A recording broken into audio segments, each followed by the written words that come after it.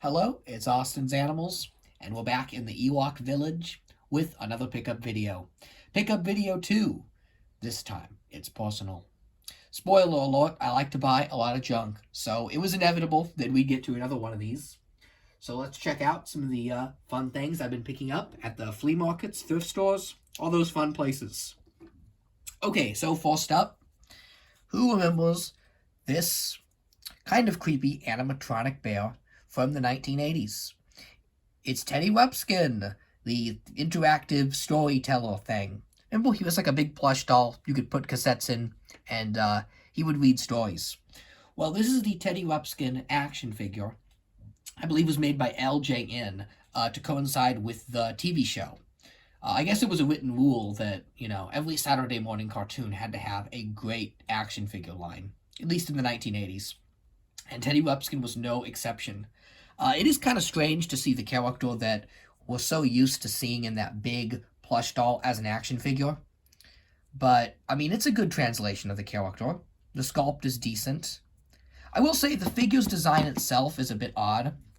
Because, Teddy Webskin's kind of a big, plush, friendly doll. And here he is as, like an action figure. Like, this toy line had a bad guy and villains. So, it's interesting that you kind of have the good versus evil kind of Star Warsy format applied to a more passive toy like a stuffed animal. And look at Teddy Webskin's figure here. Made of nice, decent plastic. But he doesn't have a lot in terms of articulation. Like, the legs rotate, but, what is that good for? He can't sit down. He can kind of hold things. It's kind of a really tight squeeze. And then one hand is stuck pointing. So he could be like, the newest Starbucks is over there. Like, that's it. That's all he can do. So, it's a cute figure, but I don't really know what kids would have done with this. It's not the most exciting figure. But I like it, and, he'll look good in the Ewok Village. Because it's not just Ewoks that are allowed. Like, any creature, any character can house themselves in the village. Up next, it's, Teddy Webskin's Caterpillar Friend. This is another cool little guy that, I just picture an Ewok riding him. Like, let's just take Wicked here. There you go. He goes for a ride. Look at that. That's fun. Now, what's interesting about this character is, like I said, the Teddy Webskin figure line was kind of made as a way to get those characters out there because the Teddy Webskin dolls were so expensive in the 80s. For, an electronic talking doll, not cheap. So they made these as a way of being able to collect them all and have everyone from the show, which is nice. But this caterpillar, believe it or not, this giant caterpillar that he rides, they actually made this as a big talking electronic plush. And it is, the real one is a pretty amazing toy. The big one is really impressive. This figure, not so much. It's just a nice, charming, little warm guy. Lots of articulation, all the legs swivel. And I think he would just make for a good home with any of my creatures or Ewoks or any of that, Heck, maybe even the calico critters could go for a ride. Let's see. So critter. Yeah, there you go. Look at that. Okay, speaking of calico critters, we have a flocked figure. Do you know who this is? It's another one of Teddy Webskin's friends. Interestingly enough, I found this the same day as I found these two, but at a different booth at the flea market. So I found these two first, and then I found this guy. Now, he is flocked, and I thought maybe it was just this character that was flocked, but I did a little bit of research, and there seems to be flocked variants of all of the Teddy Webskin figures. That makes a lot more sense for this line, because it makes them look more like plush dolls. And considering these, I believe, are from 85, that also puts them right up there with that Sylvanian family calico critter craze. Because, Sylvanian families were so popular, and it kind of introduced flocking to the action figure world. For example, here's one of Tonka's Mapletown figures. See, also flocked, similar-looking figure. So, this fits the world of Teddy Webskin a lot better than the hard plastic. And now I kind of want to track down a flocked Teddy, because I think they would look good together. But, you know, pretty cool they did both. So if you want one that looks just like the stuffed toy, there you go. And then if you want a hard plastic one that kind of looks more like the TV show, more animated, there you go. So I found these guys for just a couple of bucks secondhand. Not bad at all. They don't go for a lot on the aftermarket. You know, the basic plastic figures, $5 to $10 each, and then the flocked figures, about $25 each. So they're not the most expensive 80s figures, which is good, because a lot of 80s action figures are just going up and up and up. So if you see them, you know, pick them up. They're fun. Okay, what else have I got here? Okay, here's something, here we go. I also got this at the flea market. It's Judy Hopps from Zootopia. These were made by Tomy a couple years back. Oh god, half a decade ago? 6 years ago? Oh my goodness. Zootopia was over 5 years old. That makes me feel so old. This was a very promising line of figures. Tomy really went all out with Zootopia. They gave us every character, 2 playsets, and 2 vehicles. A very robust line that, by all accounts, should have succeeded. I remember really looking at these toys before the movie and wanting to collect them, because Zootopia, I mean, was like a Disney furry movie. It's got all the anthropomorphic creatures living in their own world, and, you know, the movie, I wasn't a huge fan. It didn't live up to my expectations, but I do really like this Judy figure. But the Zootopia toy line's failure was not entirely Tomy's part. The problem was, many of the Zootopia figures, even the vehicles, were not from the movie. They didn't really line up with the film at all, and all the characters looked drastically different. This is because Tomy made the toys off of an earlier script of the movie. This tends to happen with toy design a lot, where they'll get a hold of the script before the movie comes out, like 2 or 3 years before even, because toys take a long time to make. It takes a long time to make the mold, to go, the full production cycle of a toy can take about 2 years. And Zootopia, especially compared with some of its contemporaries, it had a lot of production drama. A lot. The movie was in development hell for about 15 years and went through several iterations. Even the final movie you see in the theater is kind of a film that was made in the editing bay. When they finally got their act together and John Lasseter really started to clean up the film that was in trouble, you know, John Lasseter got ousted from Disney. So that also had its own set of complications. And part of the reason I think Zootopia didn't live up to the hype and wasn't as good as I thought it was going to be was because of that production drama. I think it shows in the final film. And sadly, look no further than the toy line, where many of the figures in the toy line, I know the vehicle, they're not even in the movie. The original Judy Hopps figure, by the way, that came out, isn't even Judy in this outfit. I picked up this figure because I don't even remember seeing it.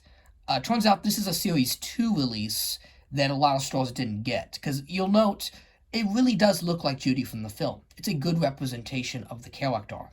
But the first Judy that was released kind of had her in like an all-black spandex uniform. I'd like to find that figure too. And that's based off an earlier screenplay where Zootopia was a James Bond parody, where we had Nick and Judy as secret agents. I would have loved to have seen that film, but it wasn't meant to be. So yeah, check out the Zootopia toy line. It pretty disconnected from the film. Interesting there. But, you know, I got Judy here. Pretty decent figure. Okay, let's see what else I got here. Here's an action figure that I have always wanted since I was a kid, and a long-awaited figure. It is Luge the Jewel Thief from Sonic the Hedgehog. This is the villain of Sonic Adventure 2, a video game released in 2001 for the Dreamcast and GameCube that I also played a lot. In the levels where you play as Knuckles the Echidna, you're hunting for treasure, and this is your rival. She is a world-class jewel thief, and she's kind of a ripoff of Catwoman let's be honest. She's the sassy jewel thief who is in love with the main character, and they have a little romance. It's charming and fun. It's pretty cheesy, but you know, when you're a kid, you can't tell. You think it's great. And it's a figure I've always wanted. They produced a Luge figure back in 2002 that was only released in foreign markets. That figure went for about, I kid you not, $1,000 on the aftermarket. That was one of the most desirable modern action figures out there, was the Luge the Bat figure. And it wasn't even that good of a figure, but that was based off the TV show, and this one's based off the game. I think they did a really good job of capturing the look of the game. The colors, they just nailed. Like, the pink and blue is flawless.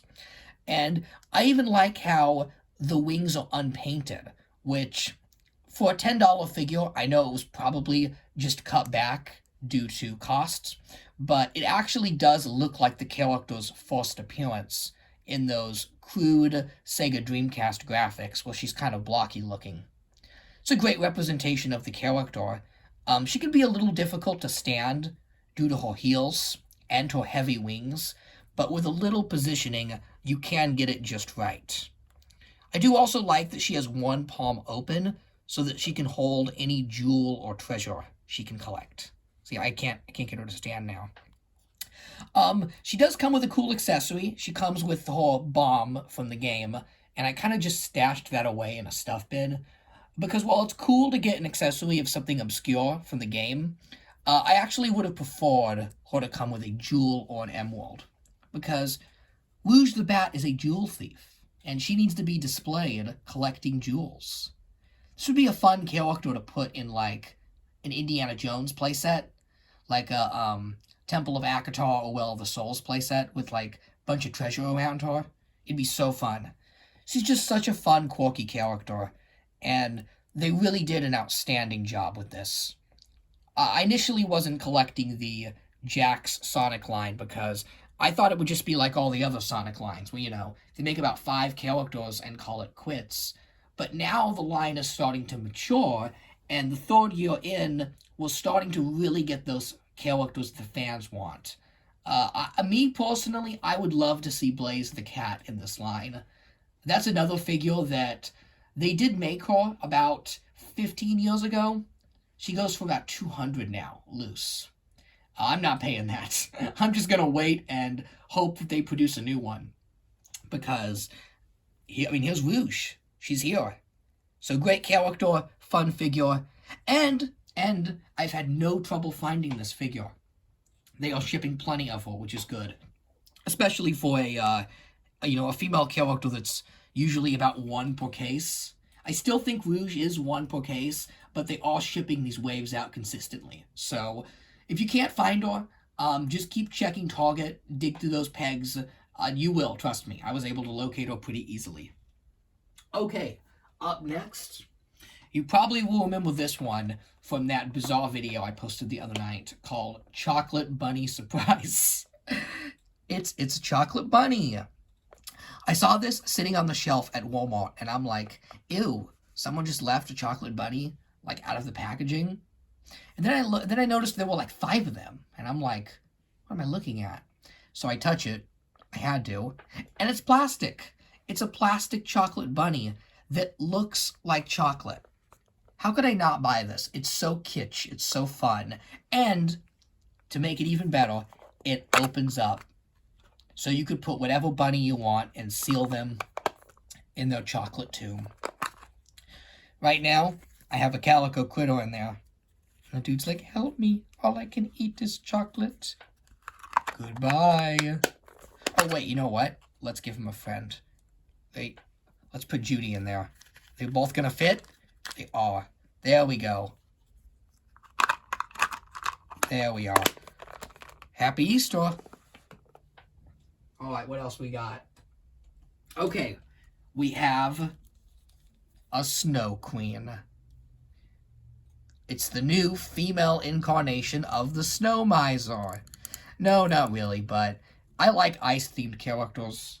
I mean, we have our favorite Snow Miser here, one of my favorite characters, and he just had to have this icy beauty to go with him. I mean, they seem to be in good company of each other.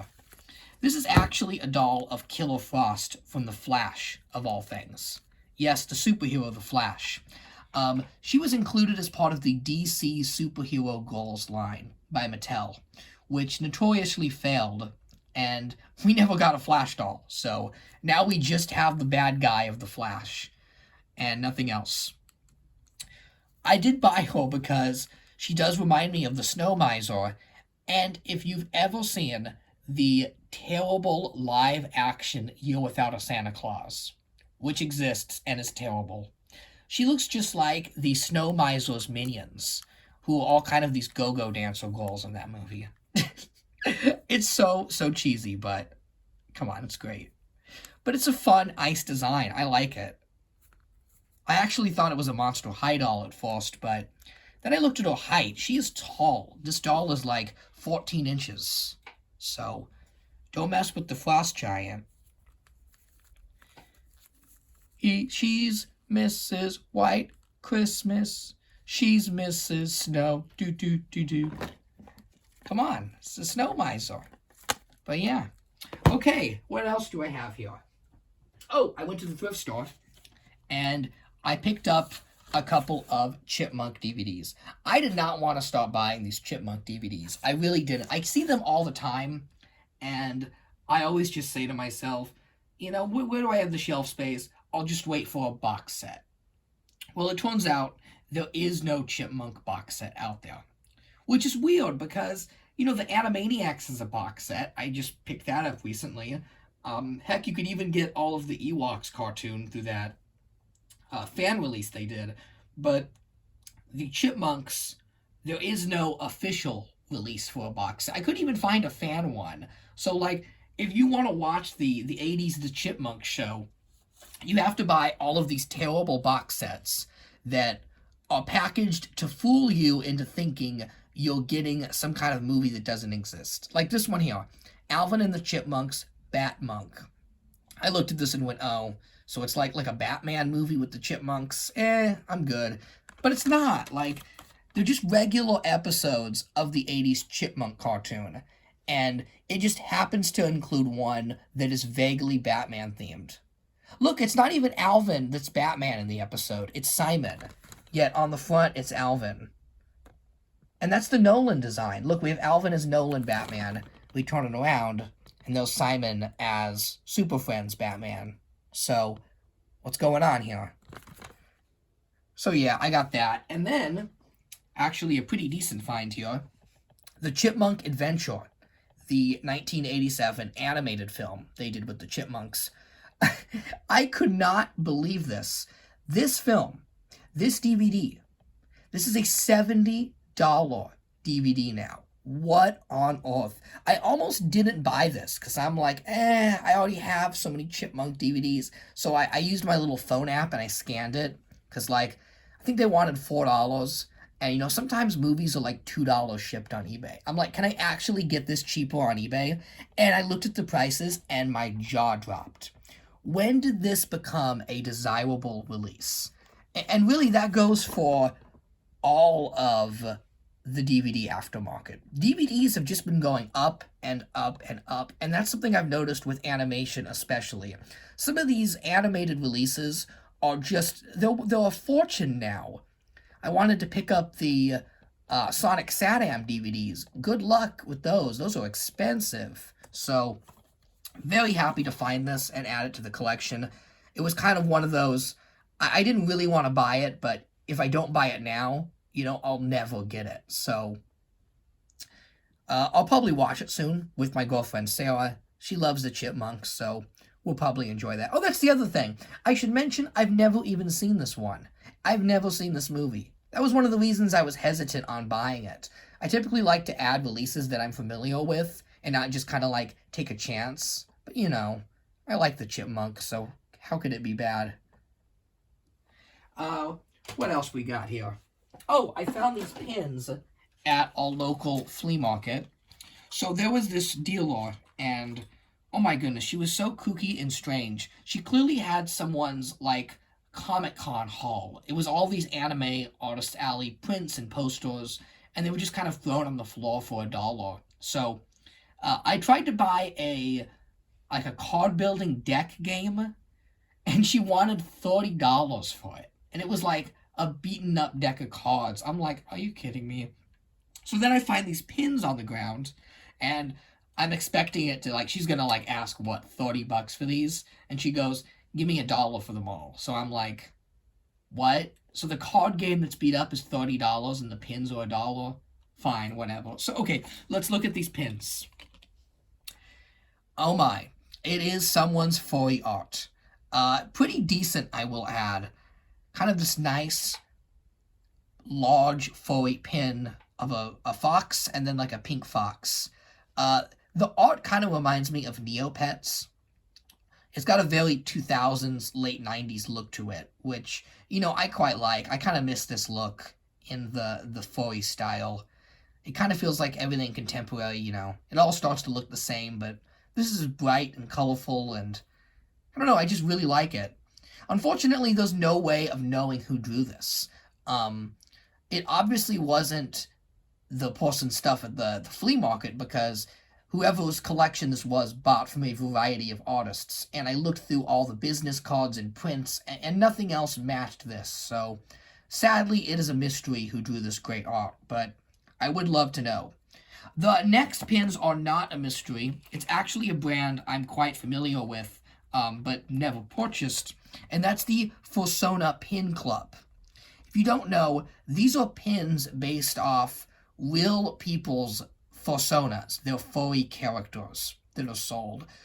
It's kind of done as a way of people promoting their fursona and as a way of creating fun, limited merchandise. Because of how weird, you know, licensing is, these are real people's characters. It's not like it's not anything in the public domain. These are done on a very limited basis. I believe they're done monthly, where you kind of pay a flat fee, and once a month you get a character. So I was dying to know who this is, and I did a little bit of research. This one here is Toffee the cat. And Toffee the cat is it's a real person, and she really dresses up like this. So, pretty neat. I can't imagine many of these were made. If you're out there, Toffee, I have one of your pins. There you are. And then we have this one here. This one, I had a little trouble finding because it looked a little generic to me. I know that's terrible to say of someone's furry-sona, but, you know, with this cat, the colors are distinct to the point where I can narrow it down and figure out who this is. Plus, I just go to the website and I see who they've done promotions with, and I'm like, oh, that looks like the pin. Yep, it's Toffee the cat. Okay. This one, I couldn't find any information on. I couldn't find anything on the website about a fursona that looked like this, or anything on this pin's release. But after an hour of researching, I found this pin. And it is so bizarre. Okay, so this pin is supposed to be you. It's supposed to be a generic fursona, just a generic fox, which I quite like. If you're gonna pick, you know, like, what's the most blank slate furry design out there, it's probably just a fox. Something about foxes are just very, very popular, be it Robin Hood or Fantastic Mr. Fox, or any of the great, you know, fox characters out there. Foxes have always been the most popular animals to make a fursona off of. So this is kind of the blank slate. And this is actually the Furry Pin Club pin #1. This is the first pin they produced. And the only way to get this pin was to sign up for this monthly service back when it was done via Kickstarter. So this was the first pin. So before they had any licenses, anyone's official characters, they did this generic one as kind of a test run to see what this line would look like. So this is actually the rarest pin of the line, and I found it at a flea market. I don't know what it was doing there. So yeah, someone was in the club long enough to get the first one and Toffee, so who knows, maybe they had more pins, but I'll never know. Okay, is that everything? Nope, it isn't. We have a couple more things here. It's the Country Bear Jamboree. It's Big Al. Come on. I don't know why I keep buying these horrible Country Bear dolls, figures, whatever you want to call them. But they keep popping up, and whenever they're like $1, or how do I say no? The Country Bear movie is one of the worst films ever made. It's horrendous. But the ride is amazing. I mean, it's arguably Disney's best ride. Like, it is an amazing attraction. The only thing better than the Country Bear Jamboree is the Country Bear Summer Vacation Hoedown. Yeah, I'm sorry, but the Summer Vacation one is the better show. There. I said it. That's all there's to be said. Notice how I haven't actually talked about the figure, but just talked about the Country Bears themselves. That's because this figure's pretty terrible. I mean, it does look like Big Al, but look at that hat. Why wasn't the hat plastic? And look at his face. It's horrible. It's terrifying. Imagine you were a kid at McDonald's and you got this. Like, this will give you nightmares for weeks. Yep. Good old Big Al.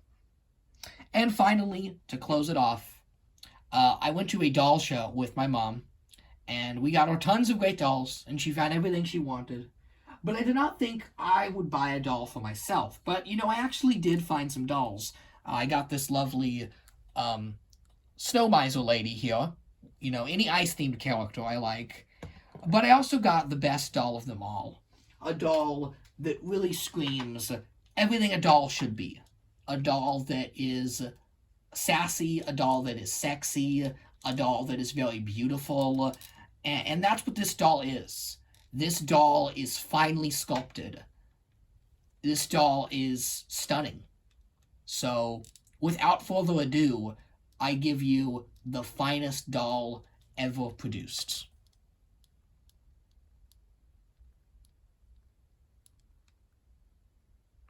Misa Jar Jar Binks. It's Jar Jar Binks. Beloved Gungan. The best Star Wars character ever. I mean, how could I say no? How could I say no? Okay, so a little bit of story time. As you all know, I love Ewoks, which are probably the second most vile part of Star Wars. But I also loved Jar Jar Binks as a child, the most vile part of Star Wars. I had a Jar Jar stuffed animal that I slept with every night until he fell apart. And I even had this doll, which I played with until he fell apart. I remember mine losing his ears. They snapped off because they're kind of articulated, and my dad even made me felt ears to put in and glue on. This is a very nicely made doll of Jar Jar, but it is a very neutral face for the character, which I actually quite like now.